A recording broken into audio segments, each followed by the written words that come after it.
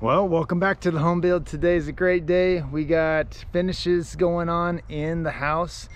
The cabinets were installed, the trim, the door jambs, that sort of thing. We're all kind of installed, so we're going to go over all that sort of thing and talk about all the things you need to think about and what you're doing, things to protect. So when you install something, you protect it, like some vapor barriers. And other things like that. So we're going to see what that process is and what's left to be done. So let's head in and take a look. All right, first things first, we got a doorknob, which is awesome.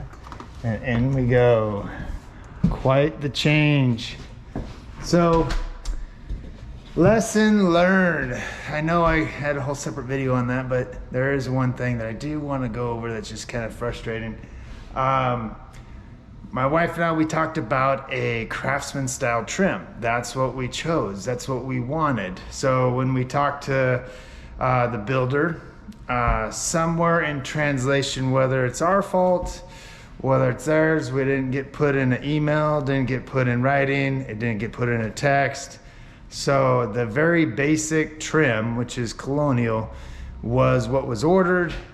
And we're at a point now that's what needs to be installed. So to keep going forward, I can later on change it. I could have gone down to Home Depot and Lowe's and probably several other stores, because it would, quantity wise, it probably took a few to get that other trim, get it here for them to install it. That would have been a couple $1,000s that we just didn't have that time and money for. So we elected just to let them put it on. So colonial trim, in this case, is what they're calling, is this type trim, like this. It's got mitered corners. It's not bad. It's just it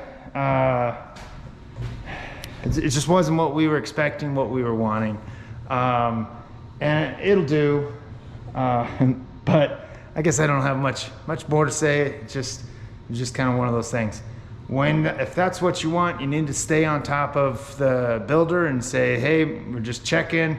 So that day when it got delivered, I came out and I took a picture of it and said, hey, I knew right away that's not the stuff. And then started going through that research process, and there was no backup for as far as proof that that's what we ordered. So it's what we got. But anyhow, so how they fasten it is 2 nails, one in the jamb, one in that trimmer stud, up and around. The pre-hung doors that are installed, there are basic doors, you know, hollow core doors, and that it still looks good. Here's my double door, which is pretty awesome, into our office.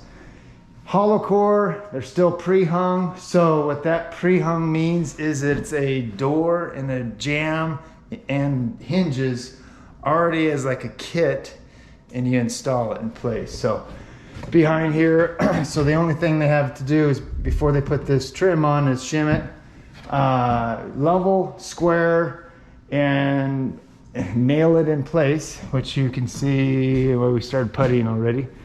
There's like 3 nails all around, and then putting the trim over top it. Goes real quick and easy. When it comes to the painting process, I'm going to be taking these doors off, taking the hinges off, labeling on top of them, and then spraying them. So it's a little bit of a process. You can roll it by hand, but you will be painting around the hinges and that sort of thing. So it's a preference.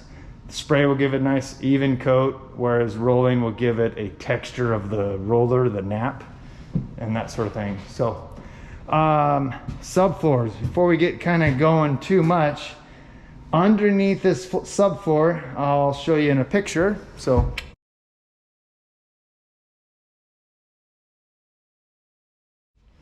and what's under there is a vapor barrier, which is awesome. I love it. So what it's going to help keep with is, it's going to keep the vapors from, the moisture vapors from coming up through. Also, if you have a leak, let's say in a washer, dishwasher, a sink or something, and it gets under there and just penetrates this subfloor. So this is a particle board subfloor, because we're going to get laminate on top of it. If it gets through that, it's not going to rot out my sheathing, my framing, or any of that sort of thing. So gotta have that vapor barrier underneath. I've done remodels in bathrooms and it was there and it saved the structure. So having that, in that case, that was tar paper. This is another product. So here's kind of another look at the doors. Doors are all on. Kitchen. So yesterday they were finishing up the laminate, putting that in. There's still some odds and ends that they do have to do. Some crown molding up on top, and a few other things here and there. But for the most part, the shells are there. I like it that they're on top of the subfloor, the particle board. And so we'll be coming back and putting the base on, the skirt board on. We got an island, as you can see, and then our other cabinets. The sink's gonna go in the island. We offset the colors. We just wanted a contrast.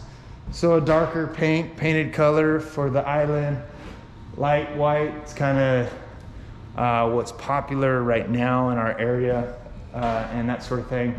I do like hickory kind of wood finish, but this looks great too. Doesn't give it too much of a feel of really modern type home, but it looks great. The hardware, what we chose to do is a little upgrade we had for heavier duty hardware. Okay, in my opinion, that's almost a must. So when you shut the drawer, it's kind of a soft close. Some other upgrades that we did do was plywood cabinets, not particle board. Particle board just seems flimsy, can break. If it does get well, it'll swell and just deteriorate, where plywood won't. Plywood's just a little bit lighter too, and that sort of thing. The other thing, we elected to do laminate. You know, I'm a carpenter. I really like concrete countertops, which is a little bit more maintenance, but it looks good, and that sort of thing. So it's something that I can install later. So laminate is also a really good product. It looks good. It gives us, we opted to do the opposite contrast, so a lighter countertop, darker countertop. There was a little extra for as far as laminate goes, but within our options that we had, this is what we chose, and you know, frankly, it looks pretty good. They will be installing a gas, so over here will be a gas cooktop, wall mount oven, so they're separate. Another wall mount oven, microwave, a nice hood. The very basic sink that they had, what we chose to do, and then we went ahead and bought a better sink, deep, single kind of trough, composite sink, and it can be a top mount or an under mount. You'll see later. So later on when I do concrete, I'm probably going to be doing concrete countertops right here, and I can actually do an undermount. So I'll reuse that same sink. We didn't want to buy a new sink, so but it was cheaper for us to buy the sink separate for the install. We have it here. The cabinets look great. We'll have bar stools here eventually. Some things they're going to get patched and repaired, or the screw holes there. It'll probably get a little trim board going around, and probably that chip that's over here as well. So make sure you're looking through everything during the install so that you can record that and try to get it fixed, ideally before you move in. So we're getting down to that point where it's getting closer to about 3 weeks or so before we're going to be moving in, or planning on moving in. So I can't have these major changes. So So what we got, we're gonna install, and then if I want little things here and there like new trim, we can do that later. So, but here's the kitchen, looks great. I'm pretty happy with it. Got panels on the outside. If you want to see how to hang cabinets and that sort of thing, I'm sure there's a whole collage of other videos out there, but they're actually really simple. Just making sure everything's level all the way around. So find your high points. So when you're shimming them, these are boxes. The toe boards that are included or built into the cabinet, and how they are screwed together, just your face screws. So like here, as an example, they're just screwed through, clamped, making sure nice and flush, you know, the frames of the cabinets. And then just screwed into a stud, which I'm not sure if you can see it there, but there's should be some screws up there.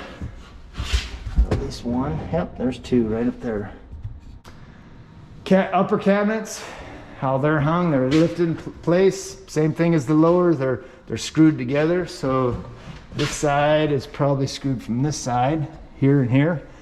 When you're putting those screws in, ideally, you're putting them in the most inconspicuous spots. So like when I looked here, open this cabinet, it's like a direct line of sight there. So they chose to put it on the other side where you're less likely to look at it. There are caps that they're gonna still come back and put over to hide those screw heads. They're actually right in this drawer. Right here. Those little just sticker caps, they're gonna go over them. Screwing into studs, so you gotta find the studs, that's important. Where they go. Ideally, something like this is either down low, above. So my line of sight is right in here, so kind of a bad spot. Doesn't necessarily have to have one on the bottom, but up at the top, ideally is trying to have it in an inconspicuous spot, whether it's behind here, depending on how this box is built, whether it's up high or down low, but trying to keep them, or at least have that in your mind, inconspicuous.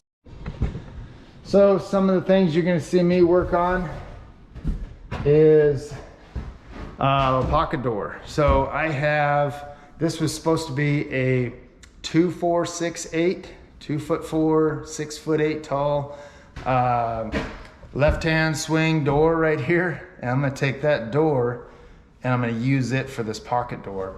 And so I still gotta trim this out, put the stops on it, that sort of thing, and swing that, have it ready so that they can come back and actually put trim going around it, the same trim as this colonial trim, and that sort of thing. Here in the bathroom, so this is the master bathroom. It's actually quite a bit more expensive to have your cabinets painted rather than natural finish like this. So we elected to just leave it as that natural finish. We're liking the dual sinks. Something else that my wife's trying to change, my project manager, is instead of one big mirror going across here, she wants two individual mirrors. Kind of a popular thing is having the mirror frame lit up. So she's thinking about something like that. I'm trying to go away from that for right now. And the reason being is bringing the power, and it's a lot more work. So, and as well as another added cost. So all those little things start adding up quite a lot. So we got to pace ourselves. So we already have the mirror, was included. In my mind, it'd be great just to have them install it and then change it out later, but I'm kind of getting overruled on that one, so we'll see. The black laminate countertop, something I can change out later, dual sinks, and that sort of thing. All right, something else that I was very happy with as far as the quality of these guys doing the trim, the corners. What I'm stoked about is they actually, rather than doing a miter, they coped it. It takes, you think, it actually doesn't take much more time, but if it's done correctly, how this piece butts into it, it makes a nice tight joint, and it doesn't open up like miters do. Miters are really tough to do in a corner with sheetrock that are never perfectly square. And finding that angle and having a miter, it just tends to be open. So having a coped corner, I don't know, that's just something that you can be shown in 5 minutes. And they say sometimes it takes a lifetime to perfect. And so these carpenters, they're not long-term veteran carpenters except for their lead. While the lead's doing one thing, this is an example of something that their apprentices are doing. And so it takes time to perfect. And so I get that. So a lot of these things, like the little line there, it'll get covered up when I caulk that, fill that, and that sort of thing. These outside corners, they don't get caulked, they're gonna get filler. So, and that sort of thing. It's painted, so it will get covered. It will get cleaned up and look real nice. So you're gonna see me here in a few minutes. I gotta convert one of the frames I have out here. It was actually where the pocket door was. I'm gonna take that frame. I'm gonna actually make it with there's two frames, and I'm gonna make that into one frame to make it a little bit wider, because the frame out there is 2'4" wide. This opening is 2'6", so I need one of those jambs. I'm gonna convert into the head. So we're gonna have a hinge jamb, a strike jamb, and a head jamb here. You're gonna see me build it, install it, and then I'm gonna modify this door here, cut it down for a 5-foot opening, 5-foot height, instead of this 6'8" that's here. So they've based only where the carpet's gonna be. Later on, when they install the vinyl flooring, after the vinyl flooring's in, they'll come back and put the base there. So that'll be something that I'll have to tape off, paint later. So here's another area that I need to fix. So you can see, when that is up against it, this huge gap right here. Well, it's two things. Partly it's the wall, the jamb there. So the jamb's out of plumb a good fair amount. So probably 3/4, 5/8 of an inch. But that's not all of it. The other bit is this right up here. So if I was to make this level from that end to that end, I got a belly in it. Okay, so what I'm gonna do is I'm gonna take this track here, and I'm gonna shim it down so that I can make that level, which then turns this and makes it a little better against here. So this is the bumper stop that goes right here.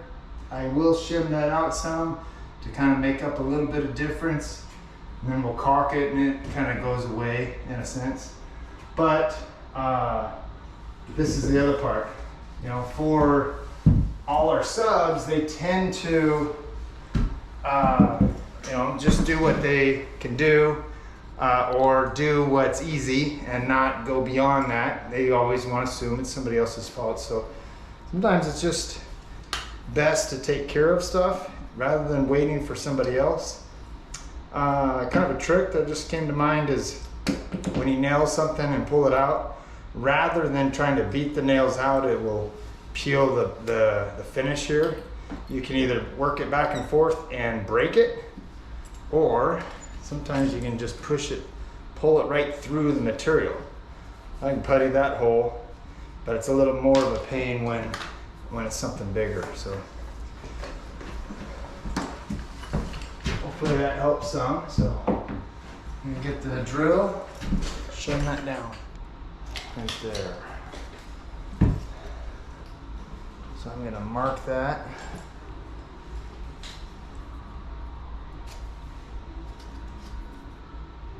I'm gonna cut that because I gotta stuff it in there. So when I lower that track down, I'll be able to see.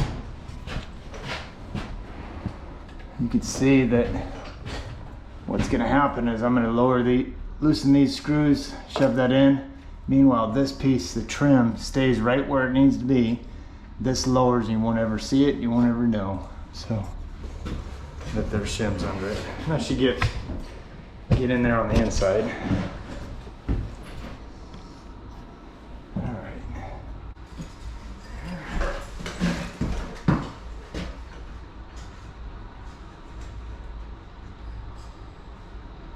Right. And I can't adjust the door too. Shoot, it's getting so much better. Oh.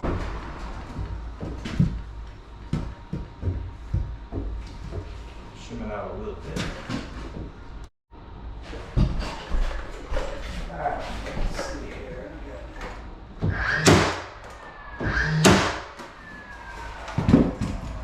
Shim it straight. So right now it's got a slight bow in it.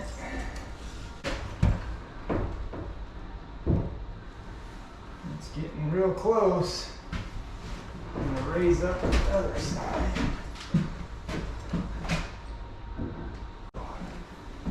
It'll work. That way we can move on. Keep going. Ideally though, whoa. Stand back looking at it now.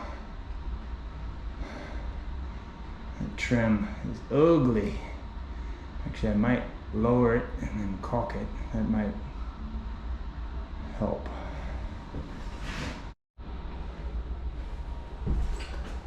All right, so stand back at it, looked ugly. So now what I did is this corner over here, I lowered it, and then I'm gonna have to fill that little gap there. As you can see, it's just the sheetrock just ramped right up. The corner bead was, or the framing, one or the other, is just all messed up. So.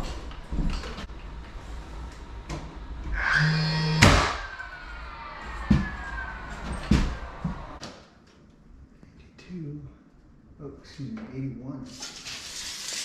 81.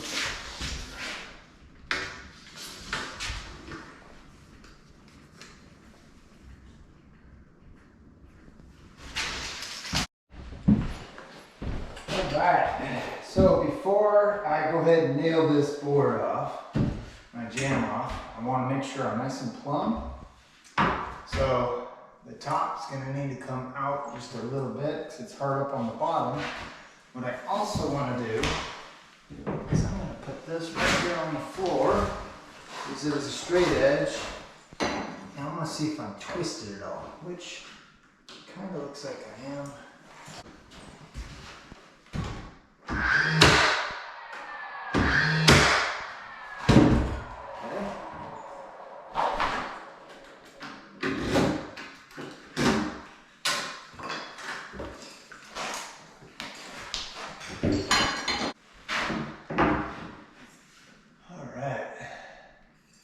That is just real darn close to being absolute perfect.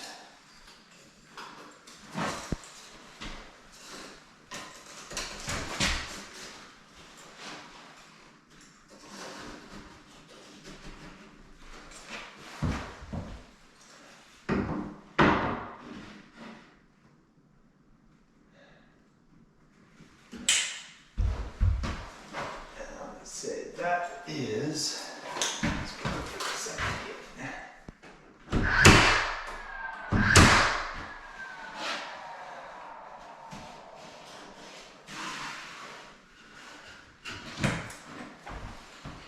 Now what I'm after is making sure it's nice and straight.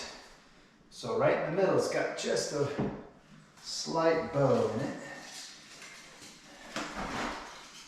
Bring it out.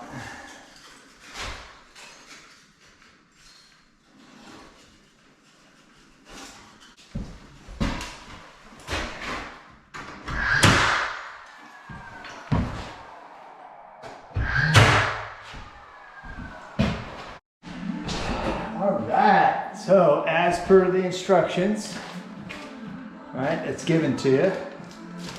It came in 2 inches from this Prehung door, and I want to make sure my locking tabs are facing the same direction. And with the screws provided,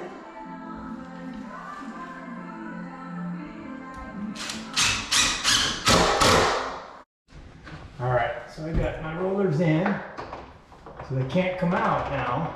So you gotta make sure you put those rollers in before you put this jam on, otherwise you're taking it back out.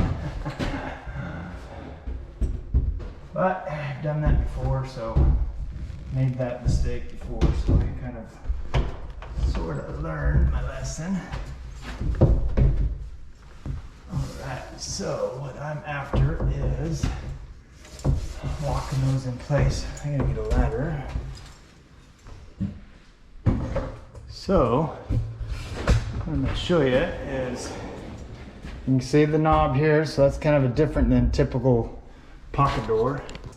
But right up here, it's a little lever where this slides into the groove, locks it in place, and then they provide this wrench. So this wrench right here, that's something you don't want to lose, for adjusting my reveal right here. You can kind of see that there's air gap in between. So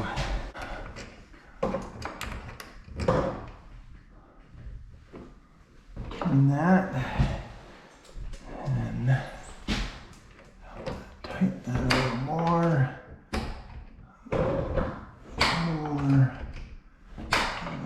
Trying to raise it up, which changes things down here, and that, folks, is tight over there. So this door does have a bevel to it, but it'll still work. I got to get the stops on, nail those on.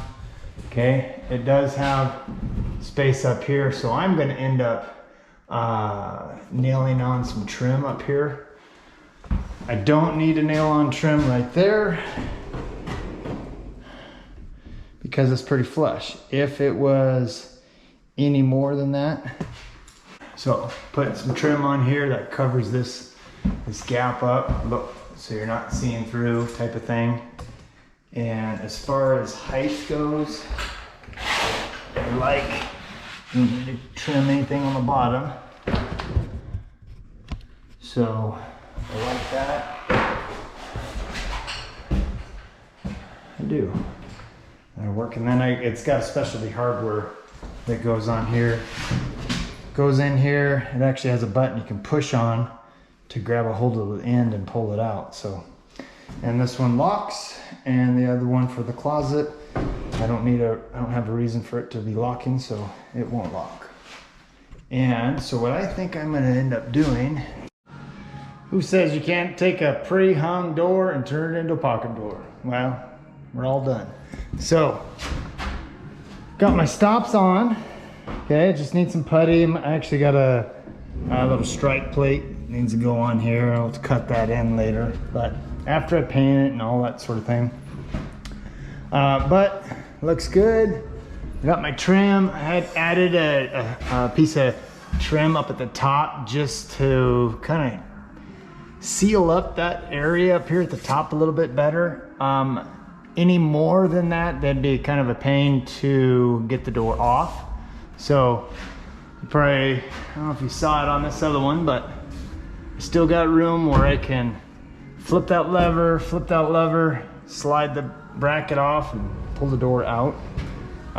This side with the lock set that I have, I'll cut that out, and actually it'll lock. So kind of be nice to try it, because that'll be a first time for me for a locking one, and see how well that works. But you know, no big deal. Get the, and this is the lock set that I plan on using. It's about the same finish It's like a brushed chrome finish that, or brushed nickel type finish that the rest of the hardware is going to have. But this particular one is going to be able to lock. So I'll have it on the inside, like that's what it'll be showing on the outside. And that'll be what it is on the inside to lock it, kind of hold that there. Well, I got two extra frames that are left hands. Those are the ones where the pocket doors used to be left hand doors. So I'm going to convert one and put it right here, or modify it, I should say. So what I got is it's going to be a 2'4", just like the bathrooms, 2'4" door. But my rough opening is 2'6" and 5'2". So my jamb thickness, so if that was 5'6", I got 2'6". I got about 2'5.5" because of my thickness, 3/4 on each side for the frame. Then I want to leave some room for myself up here on the top because I kind of want a 5-foot door, just whatever reason, I guess. But about an inch underneath the door, and let there be there's 3/4 jamb, so I'm going to say 5'1.5". That gives me about a 1/2 inch for shimmying up at the head. Yeah, so 5'1.5". I want to see right here, 5'1.5". I'm gonna go 5'1", because I want to make sure I'm below that. 5'1". Take this, and so the left hand, it's gonna swing out, back against it, left hand. Ideally, I'd probably rather it be a right hand for whatever reason, but that's what I got. I'm okay with that. 5'1".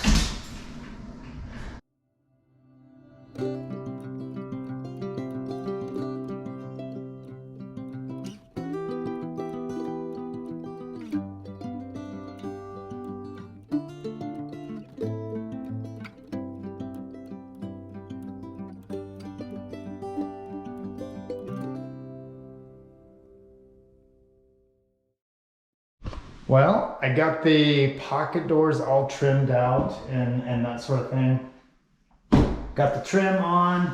I wanted to just kind of show you, give you an idea what it looks like. So here's the pocket door. This portion here is the frame, part of the frame, which is the trim or the jamb, let's say. Trim going around it. This little area here will get caught, this little seam right here. So that's just due to the swelling of the frame and the sheetrock. So here's kind of another look at it. This kind of had the same side, or same, but it is caulked. Still needs to get painted on both sides. I put this extra stop up here. I put this extra stop right up here. It helps to bring that top jamb down, covering up the rollers and that sort of thing. And the tool that it comes with, it actually has a bent wrench to be able to turn it over, turn this little lever. Then I can actually take the door out. I did have to put in the jamb. So here's some stops. So you'll be able to see it close, which works great. And that sort of thing. So looks like a complete door. Next, the only thing left is the hardware to be put on. So it actually has a button at the end to pull and press and pull it out. So miter corners, they have been puttied. I do actually need to put some putty on these corners, but other than that, it just needs to be painted. So. All right, another thing I just did want to follow up on was the jamb that I made for under the stairs. I got that all trimmed out. So there are 45 miters on the corners. I've already puttied the nail holes and that sort of thing. I was using, by the way, an 18 gauge brad nailer with anywhere from 1 inch on for the pocket door, so for the nails so they don't go too far and nail my door shut, to 2 inches for like here going through the sheetrock, the trim, and at least 3/4 to an inch into the framing members. So looks great. I did putty this side here, closing off the hinges were on this side. I'm going to end up routering out on that side. And so instead of having a left-hand door, I'm going to have a right-hand door. So, and technically it would be a left-hand reverse. So, but anyhow, it looks great. I'm very happy with it. Excited to get that door in for the move-in and that sort of thing. I don't need that right away. It's on my list, to-do list really soon, but soon to come is the final for electrical. So my priorities are gonna have to be shifting. So, but it looks great. So, and last but not least is the carpenters got the kitchen all wrapped up. We got crown molding up at the top. So it really makes this kitchen just really stand out so much better with that crown on. It just looked unfinished without it. We got our hood on, and that's venting up through the top. So we got just a cap going around it. It's a little bigger than I wanted, but it might have something to do with it just being a slightly offset, but still it looks good. I'm loving it. Nice soft closed doors. Don't skimp on that hardware. That's a, you know, you're already paying for it. So that was an area where we wanted the soft close, like the drawers and that sort of thing. So as they close, kind of soft close. So happy about that. And as well as heavy duty drawer guides. So yeah, looks good. The island kind of got finished up as well. Sinks in, looks really nice.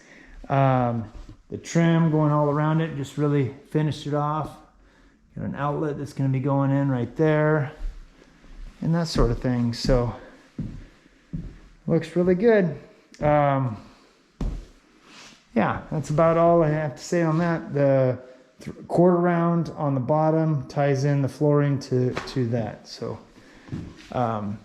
keep an eye out for the next video. One of the next videos is going to be about the flooring. So that's it. So that's the finished work of what's going on in here for the most part. Hopefully you enjoyed. Hopefully you like what you see. We're liking what we have so far. Like I said before, I'd like to have different trims, so a little miscommunication, but things I can change later. And as far as we're at that max of our budget, so it's not something that I could have just came back. Otherwise I'd be in over my head a little bit more. So within reason, so stay within your budget best you can, thinking through all those processes ahead of time if possible and doing what you can. So like always, look forward to seeing you next time through this process. We're getting real close to the end. It's exciting. So, but we still have several more things to come. So like always, look forward to seeing you again. Be safe when you're doing the work. Use your ear protection, eye protection, all that appropriate stuff. So protect yourself and as well as everyone else around you. So see you next time on the home build.